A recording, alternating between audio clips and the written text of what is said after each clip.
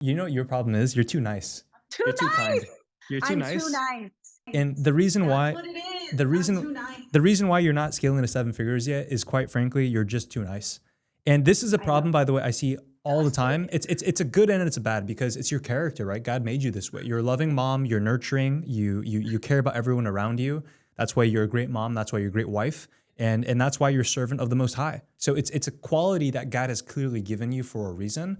The problem is in the world of capitalism and making money, you have to kind of put on an aggressive business operator cap and do it right. Like someone like myself, I have the opposite problem. I'm very aggressive. I come from wrestled my whole life, and my dad's super strict Chinese Asian parent. Grew up with my parents being very hard on me, and so like I had that thick skin, and it works in business.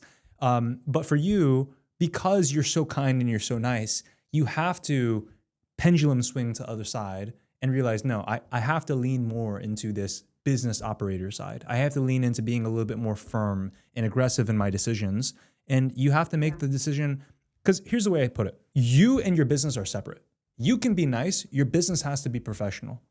You can be kind and generous, but your business has to be able to thrive with a pricing structure and with profit margins to be able to survive, to continue to serve customers at the highest level, right? You have to separate from a mindset perspective and think to yourself, I am different from my business. My business is an entity that is going to create jobs for people. It could employ my mother. It can employ my husband. It can employ many, many jobs moving in the future. And this is a business that can, man, from a ministry standpoint, serve hundreds of thousands of people, and it could create dozens and dozens of jobs.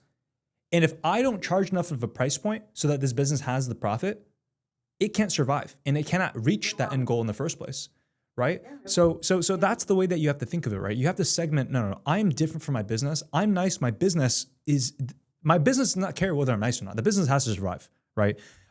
So the other problem also with this pricing model is I call it the communism model, right? It's like sell a cheap price and give it to everyone in the society and everyone kind of just gets a benefit from it, right? It's that's literally communism versus capitalism. Capitalism is you have a premium price point. You charge the money up front, so you front load all the cash and the profits you have in your business, and you can justify that because you say, listen, we're a premium price because we are a premium product. It's a premium price for a premium product, and you're gonna get service for the next 12 months, right? Think about it this way. Someone pays you $60 and they stay with you for 12 months, which is probably unlikely. This is a B2C offer. If that is the case and they did stay, they'd be paying you how much? $720 if they stay, which I guarantee you don't have an average lifetime value of 12 months. People are staying for 3 months, they quit. Some people stay for 5 months, they quit. So your maximum amount that you're able to make is $720. You charge $3K one time, bam, on day one, you just made $3,000. You just made 4x what you would have made over here. You just made 4 times that on day one. Think about the profit margins that you now have to be able to hire good coaches that now you can use to revamp your product and invest into better software, invest into better coaches, invest into hiring your first staff members. Make sense? Right? You got to be a little selfish in the beginning so that you can be selfless in the long run.